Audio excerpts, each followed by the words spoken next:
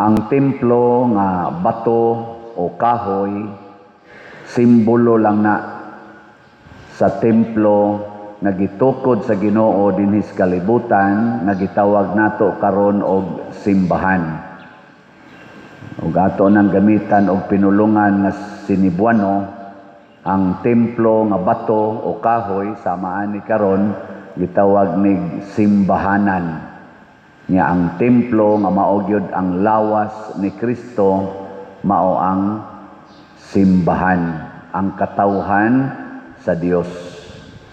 Nya unsa may kinaiya sa templo nga simbahanan kaning bato o kahoy, ang tanan niyang bahin nagka-konekta. Unya lig-on ang ilang koneksyon. Kay kung dunay usa nga mobigay, malusno dayon ang templo. Nya unsa man say kinahanglanon sa simbahan, ang katawhan sa Dios, kinahanglan sad connected ta sa usag-usa. Unya lig-on ang atong koneksyon. Gilingya imong tupad na connected ka nako. Na gusto kang makig-connect nako. Ana, o tanawa, wa mo manglingi. Sa to pa, haguka kaayo. Haguka ang atong relasyon. Yaon sa may mahitabo sa balay kung ang iyang mga dapat, ang sagbayan, ang atop, ang bongbong, duwa magka-connected. Huyuhoy las hangin, tumba na. Labaw na gyud og kaning uwan super typhoon, kani si uwan o kadto ba Castino baha. So ang lig-on ganing balay gipang-irog mangani, gipangbungkag mga nisba, apil ng SM Konsolasyon. Mga subdivisions, pangbungkag mangani is baha. Kining baha, kining bagyo gidescribe sad ni nga mao ni ang gahom nga mubungkag sa simbahan. Mo nang niingon si Kristo, lig-una ang inyong pagtuo aron inig abot sa mga bagyo baha, dili maunsa ang inyong balay, itukod gyud sa bato. Ana, ug unsa may bato mao ang atong pagtuo diha ni Kristo. Matud pang San Pablo, magtukod tag simbahan. Ako nagtukod kog simbahan. Pero magmatngon ta nga nahibalo ta kung kinsa gyud ang bato nga sukaranan, the cornerstone. Kay masipyat gani itag tukod, wa diha sa cornerstone, dili lig-on ang atong balay. Ug unsa may kinsa may cornerstone, mao si Kristo. Gilingi ana sad imong tupad ing natukod ka diha ni Kristo. Ing na kono. O natukod ka diha sa demonyo. Kay basin baya naa nagsukad sa demonyo ang atong katilingban. Basin ang atong panagtigom ang sukaranan ang demonyo. Og dinhi sa atong ebanghelyo naa ang timaan sa demonyo. Pag-abot ni Kristo sa templo, ang templo nahimong merkado, marketplace. Og unsa may sentro sa market? Market ba? Unsay sentro? Nganong naa may market? Kwarta. Mao na kung ang ato ganing gihigugma o ang atong gituuhan na maoy makaluwas nato, ang kwarta na gani pasabot ang atong katilingban natukod sa sukaranan nga mao ang demonyo. Kay the love, the trust on money is the root of all evils. Muna siya. Kumusta mga ato rong katilingban sa Pilipinas? Hain man matukod ni Kristo o sa kwarta? Generally speaking. Kusga. Kumusta ang ato mga politicians? Nagkahiusa man na sila, tulo na ka branches, executive, legislative, judiciary. hain man sila natukod sa kwarta o sa Ginoo? Kamong nagsigig-siyagit nga na kwarta sila natukod, hain man sad moron matukod sa kwarta o sa Ginoo? Klaro ang kwarta. Unsa may timailhan nga natukod tas Ginoo? Ang kwarta gamiton para sa kaayuhan sa katilingban ug pag-alagad sa mga kabos. Ug unsa may pamaagi nato ana dinhi sa atong simbahan? Kana mo na siya, ang slot. Ang slot. Ug tungod ang atong slots, daghan ang kinabuhi nga atong natabangan, naluwas, napa-ospital, natukurag mga balay, natagaag mga bugas. Daghan sang mga structure sa simbahan nga atong natukod dito pa ko San Vicente, Liloan, unom ka tuig ko dito tungod anang slat-slat, nakatukod ta dito structures gikan sa pagkahaguka kaayo karon ligon-ligon na.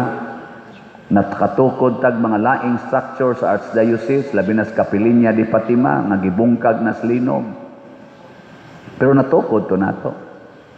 Nakatukod tag mga simbahan, nakatabang tag tukod og mga simbahan, sobra 20 ka simbahan, Visayas, Mindanao, doon na pa'y manginana, generally speaking, Visayas, Mindanao, nakatabang ta, doon na pa'y pipila dito sa Luzon, tungod anang slot. Nga naman, kay ang kwarta atong gigamit para sa katilingban. Pero kung mabali na gani ang katilingban ato nang himuon nga pangwartahan sa mas pag-abot ni Kristo sa templo, nga ilang katilingban dito sa templo gihimo ng business, masuko ng Ginoo ana. Mao tong giabog ni Kristo. Og kay niingon mas Kristo, gub-a kining maong templo og tukuron kuni sa tulo ka adlaw. Ang iyamang lawas iyang gipasabot, pasabot di ay kada usa nato, matud pang San Pablo diri sa unang pagbasa, sa ikaduhang pagbasa, kada usa nato templo sa Dios. Sige, lingiyay mong tupad. Ing naunsa may imong gisukaran karon, kwarta o Ginoo? Unsa may mas importante nimo ron, kwarta o Ginoo? Kinsa ninyo dinhi ang moingon, pader karong adlaw ang tanang kwarta nga makita sa akong mata, akong ihatag sa simbahan. Taas ang kamot. Natanan yung kwarta nga mahikap o makita nako, ihatag nako sa simbahan. Karon lang adlaw. Taas. Oh, tanawa, wa gyud ni pataas. Pulos gyud mo nakasukad sa demonyo. Wa gyud ay mo'y kwartang makita ron. Sa inyo palang bulsa na nay mahikap, sa inyong pitaka na, dito sa inyong balay na, sa imong bank account na, sa imong GCash account na, ihatag na tanan sa simbahan. Karon lang adlaw. Di lang ko maingon sunod simana. Nga naman, basig patay na kaigo-agi aning bagyo karon. Di nakaabutan sunod simana. Mga igsoon, kung ang kwarta na atong higugmaon, dili na ta mahimong tuburan sa kinabuhi, kamatayon, mahimutang tuburan sa kamatayon. Kini karong nang hitabo nato, dinhis atong parokya, usata sa daghan kay namatay tungod atong baha, flash floods, tong bagyong Tino. Usata dinhi sa Central Visayas nga daghag nga matay, together sad sa Tagaliluan, dito sa Talisay. Pero kita dinhi duha gyud ka barangay nga murag igo gyud kaayo. Nato dihang Mulaw, Kabadyangan. Di apagani diri Rosloyo sa atong simbahan ang usa ka pamilyahan nga hurot gyud kamatay, duha ka anak, duha ka ginikanan. Ambot nakita na ba ang mama? Oh, ang mama murag wa pa makit-i. Ngano man na tungod na sa atong paghigugmas kwarta, una ang atong mga leaders. Wa nila gigamit ang kwartas Pilipinas to secure the Filipinos against catastrophes. Gikurakot Hinoo nila ang atong budget sa flood control. Tungod sa ilang pangwarta, wa nila gisecure ang atong ecological setup, system. Gi-allowed nila ang illegal logging, illegal mining, illegal quarrying, illegal fishing. Nangaguba ang atong kalikupan. Gi-allow pag nila ang illegal settling diha sa mga river banks. Kanang sapa, ang kilid anang sapa o kanang dagat na anay balaod nato nga dili na papuy-an. Pero gi-allowed. Ang uban pa gani, gipagamyan ang sapa kay gitukurag structure. Gibuhian pag yung mga baboy. Tua pag yun ang hugaw gihug sa sapa. Among-among tungod sa kwarta. Karon mo ning hitabo. Nganong wa man nagipatuman ang maong balaod o ipatuman pa dir, wa nay mubutar namo matud pas pipila ka mga politicians. Pildi mi sa sunod eleksyon na higugma man mo anang inyong dungog nga wa na say lami karon kay nangalata na lain rabay approach aning ato rong administrasyon. Imbis nga mag-atubang, maghisgot ang sigihag hisgot o sigihag atubang kining nga daot nga kinabuhi o mga kabtangan ang hisgutan hinoon mga ICC ipadakop taning mga atbang natos politika ana mga impeachment wa naman tang maghuna-huna ana. Kanirong nangamatay dinhi ang uban wa pa makit-i daghan pang wa makit-i. Mao na itong hisgutan mga mayors, governors, mga executive department, presidente, vice presidente, congressmen, mao ni atong hisgutan hain na rin nga missing. Unsaon na to pagsagang kung naa na sa ilaing bagyo kani karon inigagi aning uwan nga bagyo nga super typhoon sa Central Luzon. May unta nga mohisgot na unta gyud klaro og dili lang ibaliwala siging pangita og laing isyo aron lang gyud di mahisgutan kining grabing kadaot nato tungod aning flood control scam. Hisgutan ta ng flood control, susihon ta na nganong naingon ana. O sige, ingno na to global warming, climate change, gipamutol ng mga kahoy, nganong nangaputol mga kahoy, nganong nahimo man ng subdivisions ang mga bungtod, nganong nangaupaw man ng mga bungtod tungod anang quarrying. Ato nang hisgutan, mga executives, mga elected, gigastuhan sa kwarta sa buhis nato mga pobreng Filipinos. Billions ang atong gigasto sa inyong eleksyon. Nya karon di na mo muhisgot, dili ninyo na atubangon ang lapok na inyong pasad-pasad dinhi sa atong nasod. Natanawan na mga balay dihang gipangsud sa lapok. Sayon ba tan-awon? Hasta dinhi sa atong simbahan gisud sa tas lapok ug baha. Dili sayon limpyuhan oy nanakit ang among hawak. Labi na ning tiguang na ta moapil. Sakit ng hawak. Siging nos-nos anang lapok. Karon lang malimpyo-limpyo. Samot na, di ito grabe dining ato. Samot na ginang ato mga silingan, diha intaw mga subdivisions, mga balay, mga establishmento, nga napuno yun hapit sa lapok. Taga-tuhod, usay taga-hawak pang lapok sa ilang ground floor. Apil pa ganing simbahan sa Danau. Ug labaw nagistanan, nangakalas kinabuhi. Nya dili ni nato hisgutan, magsigitag hisgot anang impeachment, magsigitag hisgot anang kinsay ipadakop sa ICC, kanang ICC nga miguba sa atong legal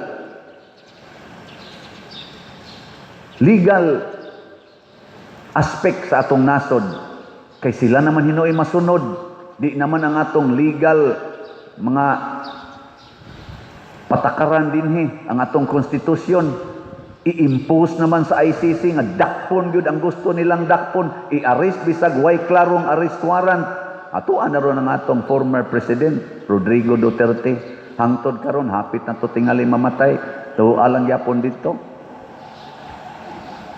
Nya kana lang gyapon itong hisgutan. Karon nanasad breaking news, breaking news. Ang warrant of arrest sa ICC gipalabas na para ni Senador Bato de la Rosa. Ang right arm ni President Duterte sa iyang war on drugs. War on drugs? Sigihan na natong hisgot. Karon gabaha na ang drugas. Gabaha pa ang tubig. Kana hisgutan nato at present. Pero kung ang ato ganing sukaranan sa atong kinabuhi mao ang kwarta, di ta ganahan mo hisgot ani. Si Kristo ra gyud ang ganahang mohisgot. Ayaw himuang merkado ang balay sa akong amahan. Ayaw himuang merkado or money-centered ang akong balay nga mao ang imong lawas. Do not use your body for money making. Mao ni subo kay palandongon mga igsoon, apil naming mga pari. Ang among lawas, ang inyong lawas, haguon natog maayo pagpangitag kwarta, dili pagpangitag Ginoo. Hasta mga tiguang na kaayo, galisod naglakaw, kwarta lang yapoy hisgutan. Gasakay nas wheelchair, di nakalakaw, kwarta lang yapoy gihuna-huna. Kana na lang yung gamitan ni mos imong lawas. Gamiti sa kanag pag-ampo, gamiti sa kanag pag-alagad, gamiti sa kana og antos. Muna ako, doon ako'y mga grupo, ang akong gitudlo kanunay, kaning AAA. Wa ni magkinahanglag kwarta, pero magamit na tong kwarta sa maayong paggamit. Unsa man ang AAA, nga mo'y atong gamitan gyud sa atong lawas, ampo, alagad, antos. Usba? Gamita imong kwarta diha sa pag-ampo. Hala, palit mog slots para monindot ning atong lugar nga ampuanan. Napatay ilisanan nga mga bangko, napatay ilisanan nga kisami, napatay ilisanan diha tiwasonon nga kaning atong bell tower, napatay adoration chapel na hinunay ni Dunit ana, napatay himuonong CR mo expand pa ta dinhi, napatay grounds nga naghitak tarungonon pa na nato ang atong simbahanan, ang atong ampuanan. Napatay altar nga usbonon, kung mahimo usbon tani, ilisan tanig arang-arang. Di ba? Ampuanan aron maayo ang atong pag-ampo. Hala, gamitan ng inyong kwarta, palit mog slot. Unsa man nga slot, PPSC, tag 100 pesos. Unsa man ang PPSC? Protection and Prosperity of Santiago de Compostela. Nakatukod na ta dito og buildings, simbahan o kumbento sa akong previous parish. Ako inong mga online parishioners o territorial parishioners, apil na mo nako kay sige mamog pamalit og slot. Nakatukod ta dito pero napatay bayronon nga tiwasonon para ang ato sang nautangan ato dili sa dintaon magkalisod. Mamalita dit slot. Kay mauna ang atong simbahan, ang atong giutangan nga mo'y nakatukod atog nakapanindot ana dihang San Vicente Ferrer Parish. Nagantos pa karon kay wa pa ta kabayad. Sila ang simbahan nga mingtabang nato, ni pautang nato. Atong sang tabangan, mao na ang ato sang slot ani kining grace. God's rewards and complete elation. Grace. Tag 100 pesos ra gid ni.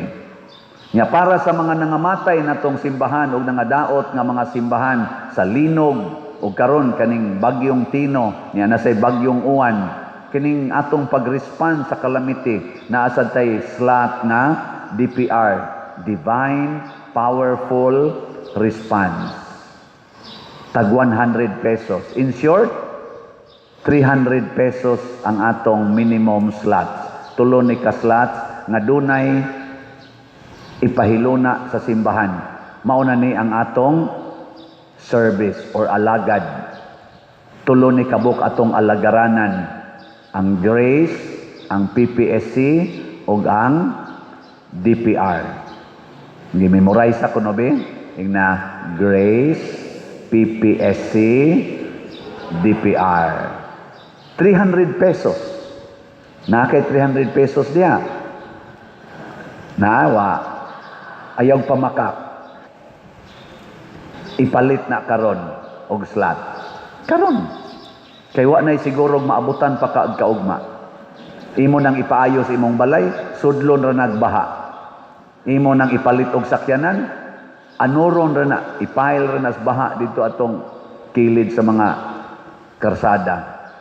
Ayaw kay palabi ana ang simbahan ang atong igon aron protektahan ta sa Ginoo. Mao na ang alagad. Ingka padiroy mahutdan tas kwarta. Mao na ang gitawag og katapusang antos. Mag-inantosay ta. Karon grabe atong pag-antos. Mag-inantosay ta pagpalambo sa simbahan aron ang Ginoo sa iyang way sukod nga gahom panalipdan taniya sa grabing pag-antos dinhis kalibutan o didto sa impyerno. Kung ang Ginoo na gani mo'y atong antusan nga mao ang simbahan, ang baw sa Ginoo ni ana mga igsoon, kalinaw, kalipay o kalambuan. Maubit ang atong simbahan, human sila gipangpatay, gipangmartir, karon nilambo, niabot nag billions ang followers sa Catholic Church. Kay matod pas unang pagbasa, kining maong templo, mag-agas ang tubig ani, ug magsigi ra gid nig pamunga ang mga kahoy ug ang mga isda, magsigi ra jud kabuhi aning tubiga. Unsaon pagtubod sa tubig sa templo sa Dios, kung kitang katawhan maghinatagay sa atong mga kaayuhan. Dinis ato mauning atong slat-slat dito sa uban naa sa nailaing pamaagi. Si Bishop Abit Oy naa sad siya pamaagi. Og ang ato sa dinhing natigom, ato sa ning tabang adto niya. So karong Dominggoha, karong misaha, hangyoon ta mo, karong Dominggoha, palit mog slat kada usa ninyo, labing minus tagsa ka slat, sa tulo nato ka slat, 300 pesos. Ang atong offering nga dili unta mo grabe kay karon ra bagyong Dominggoha mo landfall si Uwan. Ginoo muhatag ni aning slat, hinaot unta, bisan di mitakos, imo ming panalipdan ni ining grabing bagyo. Panalipdi ang among mga igsuon sa Central Luzon. Pinaagi sa among pagsakripisyo, pagpalit aning slat. Ug gamiton sa dinamo para sa imong simbahan. Kay pista maros imong simbahan.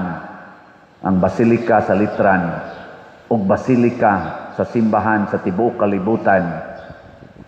Tabangi taon ni. Kay di na sayon ang among kahimtang karon nga mga Pilipinos. Nakakita na kaniini.